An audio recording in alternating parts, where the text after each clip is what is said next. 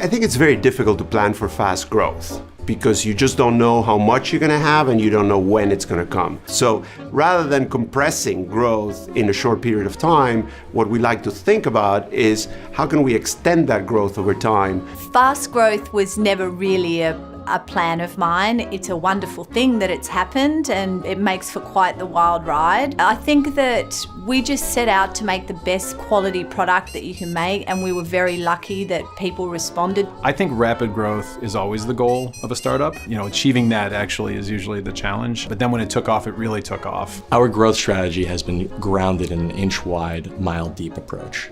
And we have been really, really fortunate to have selected our marquee partners who share a common value system in bringing our mission to life. We're always considering ourselves fast-moving and fast-growing, so we can always outsmart our competitors and always compete in this landscape. We need to compete on a level with competitors that are much larger than us. So with how we started, we knew that we needed to be 25 or 50 times the size to really be considered a player in the marketplace. No matter what you're doing, whether growing or just maintaining, you have to have great people.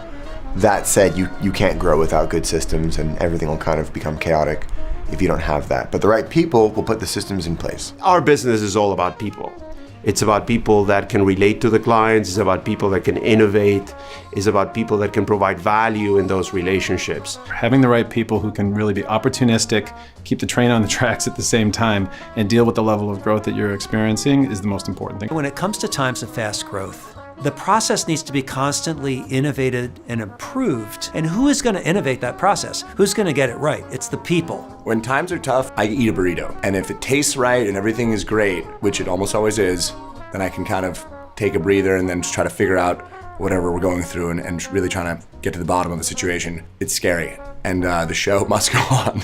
So I'd say we do it through guacamole. What we really have to realize is it is a marathon, not a sprint. And I think the greatest entrepreneurs and the greatest business people really focus on what the challenges are versus all of the amazing opportunities and successes. My philosophy is to just always try and lead by example and stay calm in the face of adversity, and that way your team doesn't take on that stress and pressure, you take it on for them. You have to motivate your team not only in times of strength, but in times of weakness. Being that sort of Tony Robbins motivator for your team as the leader, I think that has to come from within, and that has to be your strength.